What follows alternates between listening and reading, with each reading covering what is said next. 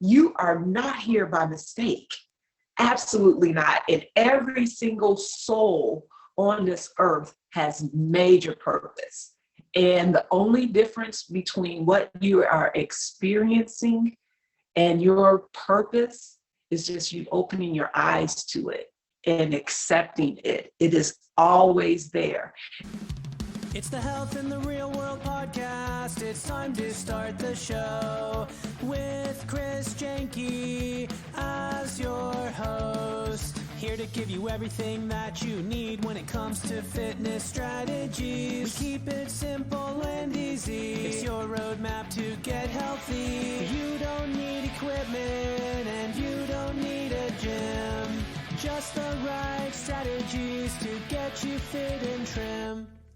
The Health in the Real World podcast is sponsored by most exercises and workouts, whether they be running, biking, elliptical, rowing machine, traditional weightlifting, or even CrossFit, do not give you a balanced workout. And when you do workouts that neglect even one area, you're out of balance, resulting in pain and injury as well. Achieve your goals with the fitness program your chiropractor would love. Visit chrisjanke.com/pod to watch the free video. Hello and welcome to Health in the Real World. I'm Chris Janke and I'm joined today with Ranise Gillespie. Ranise helps women transcend midlife transitions by mastering intuition, authenticity, and mindset. Ranise, how's it going today? Thanks for joining me. It's going great. And, we're in sunny California, so it doesn't get much better. Yep. I'm looking out. I think it's going to be 80 today. You're in Southern California, I'm in Northern California, but like you said, everywhere in California is nice. Mm-hmm. During this time of year, at least. Yes. It felt like the 90s yesterday. It was so hot, but in the shade, it's like 70. It's so crazy. That's great. Yeah. Well, Ranise, fill in your biography about, anything that I missed, any specifics as far as, who you are, who you help, how you got into doing what you're doing. Yeah, I basically am focused on working with midlife women, and I could tell you about who they are. But what I do is I help women consciously create a life they love from the inside out. And so as a life coach, really, you think about your whole life, and a lot of people think, oh, okay, I need to get over obstacles or take some actions. But my main concern is helping you to align with what you want, to be clear about what you want, and then align with that, and to almost allow that to manifest for yourself, as opposed to white knuckling it, making things happen and forcing round pegs into square holes. So I help people kind of really get aware of how they're creating the results that they're getting, and then get super aware of what type of changes in your mindset, in the way you're thinking, in the way you're feeling, and then the actions that come naturally from that will align with what you want. So it's all inside work. Right. It's all inside work. It's like the art of effortless allowing, right? But you have to line up with it mentally, emotionally. And then I like how you put that, like the actions that flow from that, they just kind of flow, as opposed to you going upstream and like forcing something, right? Mm-hmm, mm-hmm. So just like you don't have to remember to be different. You just are that next version. You know how it is. You say, oh, I want to be kind to people and I just have to be kind. Well, if you align from the inside out, right, then it feels natural and you actually feel kind. Right. It's just who you are. Right. It's who you are, as opposed to you're like, if you had all this hostility in yourself and you're like, no, I have to remember, be kind. Right. Yeah. It's a good point. Yes. There's a big contradiction going on there. And if you could imagine the energy, you can't fool the energy. The energy is unseen. And energy is going to attract like energy. So if you have a hostility there and you're trying to act kind, you can't fool the universe. Right. And then you can't fool yourself either. Right. And you're lying to yourself if you're, like you said, white knuckling it and trying to force yourself on a certain path when everything inside of you is actually going the other way. Yeah, it's a good way to So put it.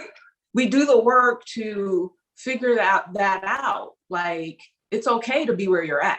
Absolutely. Like, you have to definitely be okay with it, because that kind of dissipates some of the negative energy, just being okay with where you're at and honoring where you're at.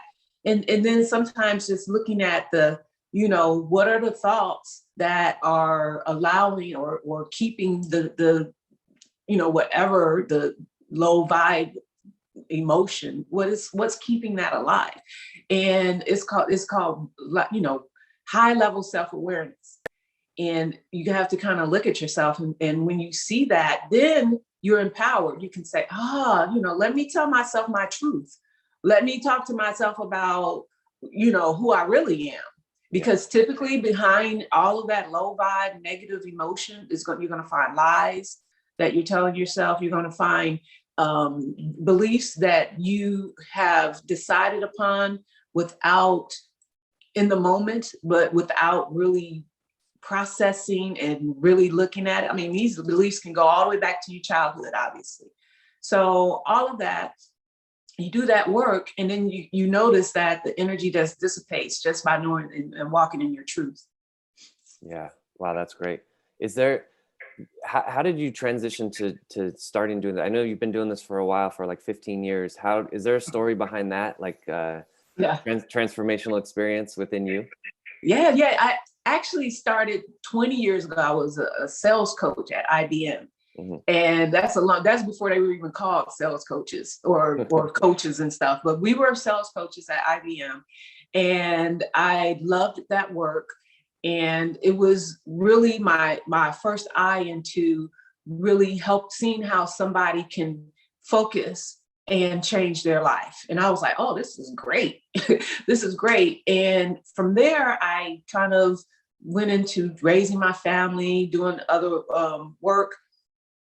But I found myself sick a little while after that. And I was sick and I didn't know what to do. I didn't want to take all the medication that they were telling me to take.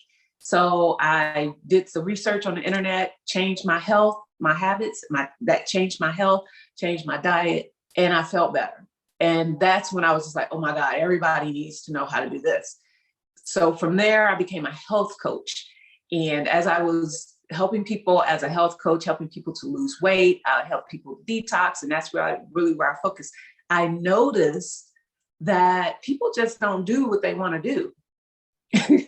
People say they want to lose weight, but they can't stop eating what they don't want to eat. And I knew it was a lot bigger than just having information and knowledge. And that just kind of drove me to kind of figure out what's going on. From there, I really got real immersed in habits and helping people change their habits. I said, we got to really change their habits. But then I noticed it's really even deeper than that, because you can change your habits, but with the lack of self-awareness, you will pick up other habits. Like, you will pick up habits to replace that. So you really have to process the emotion behind the thoughts that you have. And that's when I learned that it's a lot deeper. It can be a lot deeper. And to get lasting change, you really have to go to the source, and that everything starts with your thoughts and your feelings. And so after understanding that, that's how I ended up in life coaching. Right. Got it. That's cool. Yeah. And specifically with health, right? Like, there's so much information out there on the internet with health. And I would say, like, most people know how to get healthy. It's just, there's a disconnect between, knowing how, making the decision, and then actually following through. And it's like in those deeper trenches that you're working with people, going inside, well, okay, what's going on? And what you and I were talking about before we started recording, where the why might be important, like, why are you not following through? But we can kind of set that to the side a little bit and say, okay, regardless of why you are not following through, let's get some strategies pushed forward and how you can follow through, and then gain some momentum, right? Because you have to discover the how of you're not following through? How is it you're not following through? What are the thoughts that are originating in your head and your subconscious that are generating the emotion of whatever it is, of boredom, of disbelief, whatever is stopping you from taking the action? So that's the how of the combination. It's a combination of what you're thinking, what you're feeling, and then the actions that you take from that. It happens naturally. We don't really notice it, but everything we do through this whole process. Right. And if you sit down and you unravel it and you put everything on the table and you say, oh, wow, I have this belief. I have a belief that, if there's a lot of women who have a belief that if I get skinny, I'm going to get a lot of attention, and I'm not ready for that. And so they don't realize that under the covers, they really want to lose weight. They want to increase or improve their health.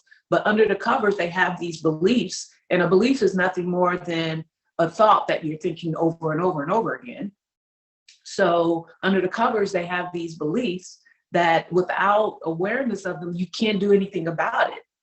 So even the why of, okay, the why was, years ago, I got my feelings hurt, or, my dad didn't love me enough, or whatever the why is, that it doesn't matter, because that belief is set in place under the covers. You can even understand the why. You can even understand, oh, I see why I'm doing this. And the behavior won't change until you really change the belief that, oh, because the why made me decide I'm not worthy. Right. So back like 15, 20 years ago, and you said, and you were doing research, and then, things started to change. Who were some of your, this is the first word that came to my head, guru. Who were some of your gurus that you would watch, like, and glean this knowledge from? Wow. The Tony Robbins was really the first big influence. I was big into NLP, and I got trained at NLP. And from there, I would say, Brene Brown has been a big influence. Byron Katie has been a big influence. Abraham has really been a big influence. I think I've added to my life coaching. I feel like I'm not an expert at law of attraction, but I really infuse that into my teaching because it works. it's the truth, and it's like whether you acknowledge it or not, it's in play in your life. So it also, I think, helps people to understand what's happening to them, or why they're getting the results when they can. What I like to do is help them just stop looking at the physical. Just let's try to look at everything as if we're energy. And when you can do that, then it's easy to see, oh, wow, if I'm putting all this energy, these thoughts out into the world, then no wonder that this is what I'm attracting. And so the question of, okay, well, I have all these resistant thoughts. What do I do about it? Well, you lay them on the table, and that's where working with the model comes into play. And then the model was developed by Brooke Castillo. So yeah, she's definitely a big influence as well. Nice. Yeah, it's funny, as you were talking earlier, I just had the feeling like you and I had the same sort of influences. Like I watched Tony Robbins, Abraham. I knew you were NLP trained. I could tell by some words that you used. I'm like, oh, she knows NLP. Yeah, we kind of see each other kind of going through the world. Like, yeah, exactly. And NLP is so powerful. For those watching who don't know, neuro-linguistic programming, it's, the way I understand it, and I've actually been through coaching, like I'm not personally certified, but I've been through as a client. and sort of cleared off a lot of those beliefs. And I notice, so NLP in a nutshell is just kind of looking at how you show up in the world and what you're telling yourself, the story you're telling yourself about your experience. I've been able to overcome a lot with that. And I find it fascinating when, for example, like a friend of mine says, wow, Chris, you started a podcast, you wrote books. For me personally, I mean, I'm proud of myself, but it's not like, I'm not holding up like, oh, yay, go Chris, but it's just something that I felt like I needed to do. And as soon as I felt that, I just did it. And a lot of the reason is because I've cleared off a lot of the extra baggage from NLP. And I didn't notice this at first, but when I see other people and they say, oh, I wish I could do that, or I really have an idea for this YouTube channel that I want to start. And then I say, oh, okay, just go do it. And it's amazing how we sort of get stuck on something, whether that's, like you mentioned earlier with women not wanting to get that extra attention, or there's a thing called imposter syndrome, where you feel like you have to be the absolute number one expert authority in the world before you can say anything about a subject. Otherwise, you're just an imposter, right? So what you do is definitely very needed for people, because I think there's a lot of chatter going on upstairs that's preventing a lot of people from reaching what they want to reach. Yeah, and a lot of people I work with come to me because they want to do something. They say, well, I need more confidence. I need to be more confident. And you can break that down. I think confidence is something that occurs when you have a combination of other things of self-belief. Like, that's really important to have, and self-worth. You have to feel worthy. That's a baseline, and a lot of women don't feel that. It's like rationally, that, but you don't feel that. You have to feel it first. Right. And it's a practice to unravel the thoughts that are getting in the way of that. And the NLP is a modality that allows you to do that. It uses the senses, like how you take in information to help you unravel that, through the senses, the eyes and the ears, and you can literally put this over there and put that over there and reframe a belief that you have.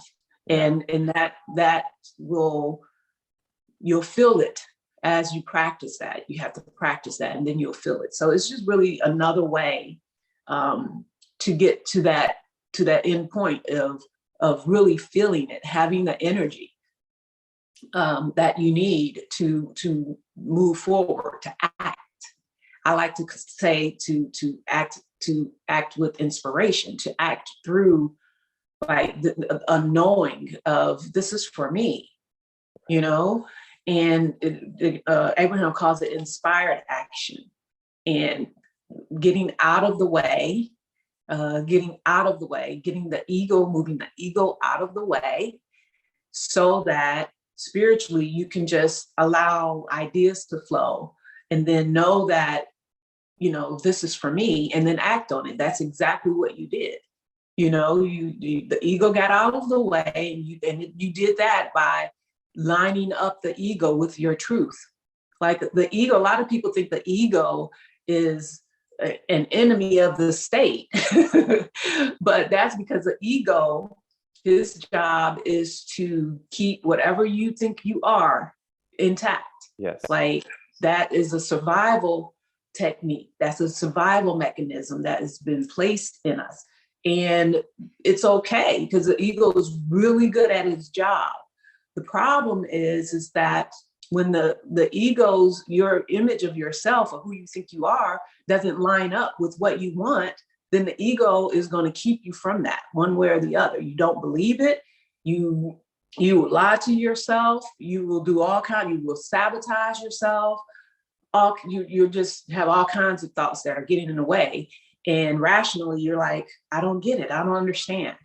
Right. And it will feel really confusing, because you're like, clearly, I'm good at this. Clearly, I can start a podcast. Chris can start one. Why can't I? Clearly, I have something to say, but I don't do the actions. I just don't understand. And that's the process that's going on under the surface that you really need to work on. And it doesn't take forever. It took forever for it to get into place. I mean, this is stuff that has been culminating over the years. But with focus, that stuff will clean up. And just you get started, and then you get momentum, and then you're like, yeah, I can do this. And then it's not hard to think I can do this when it's time to take your podcast and whatever's the next. You're like, yeah, I can do this. It's a lot easier. It's called momentum. You just have the momentum going. Yeah, and that's something that Abraham, Esther Hicks talks about a lot, is that momentum. It's like, when you're first starting out, or what does she use the analogy of, like, you're in San Francisco and there's a car on the top of a hill and you take it out of gear and then you bump it just to see what'll happen. And then you get you get smart again, and then you run around and you stop it, right? So before that car starts going, you can stop it, just with your body. But if you wait and it goes all the way down the hill, it's going into the ocean. So, and that's why I think, like, people who try to make sudden changes in their life, it's really not possible. Like, you have to just slow down that momentum of going this way that you had, and then start to slowly build up that momentum going the other way. But the reason I'm bringing this up is you said something a minute ago about, you start slow, and then pretty soon you're going to build that momentum going in the positive direction, and you're not going to have to even think about it. That's just going to be part of who you are. Your ego is going to keep you in line with what you really want, and it's going to do its job. So, Ranise, I want to go real big picture now. I want to give you a chance to give a motivational speech. Like, you're the Tony Robbins that they called in to the commencement ceremony for graduation, or maybe they bring you into a corporation to give a keynote speech on how to get the most out of your life. So what would you tell the listeners of your motivational speech, 1 to 2 minutes, like how to get the most out of your life? Well, first, I want everybody to start with the thought of, I am wholly worthy. And you're worthy simply because you're here. You don't have to even really think about it. It's a feeling. It's a knowing. It's higher than a belief. It's a knowing. It's that you realize what you have gone through just to be on earth. Like, your mom and dad had to get together, first of all. Then this sperm and this egg had to figure out how to meet. And then you had to, once it was fertilized, out of all the eggs and all the sperm, like, you did it. You ended up fertilized. Then you went through 9 months in gestation. Like, you are not here by mistake. Absolutely not. And every single soul on this earth has major purpose. And the only difference between what you are experiencing and your purpose is just you opening your eyes to it and accepting it. It is always there. And so I just want everyone to understand that what's getting in the way has never been any of the obstacles out there. It's never been the environment that you're in, the state that you're in, your parents, your teachers, the economics, the president. Has never been any of that. It's only always been your belief. Your belief. And the good news is, if you have belief that is in the way, you have total agency over changing that belief. Like, you can change your mind. And that's the beauty of being human. We can change our mind on an instant. And when we do, the universe is in agreement in that very instant. So you can absolutely change your mind. You can absolutely change the experiences and the results that you are creating from this moment on. You can make that decision and head that direction. Was that 2 minutes? That was perfect. I love that message that if you're blaming everything outside of yourself, you really have no power to change anything. But if you realize, not like blaming yourself, but just realizing that it may be the way that I'm thinking about this situation, and we can change our thoughts. So that gives you Yes. complete power over the next step of your life. Yes, absolutely. Yeah. All right. Well, Ranise, I really appreciate you joining me today. How do people get in touch with you? Email address, website, social media? Yes, I can be found at www.Ranise-Gillespie, Ranise-Gillespie, excuse me, .com, and that's spelled RANISE-GILLESPIE.com.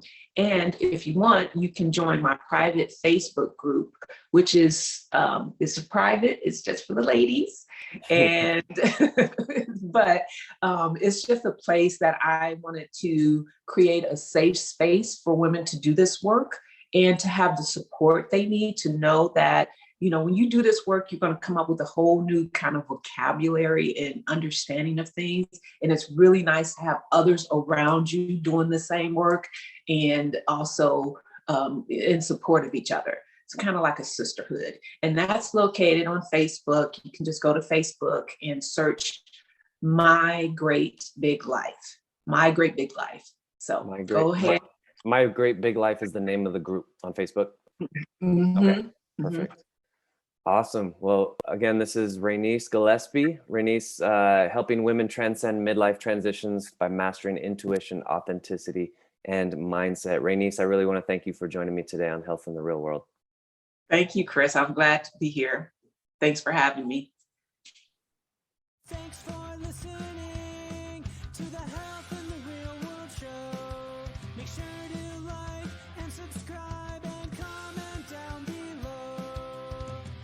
Visit mycorebalance.com to learn more.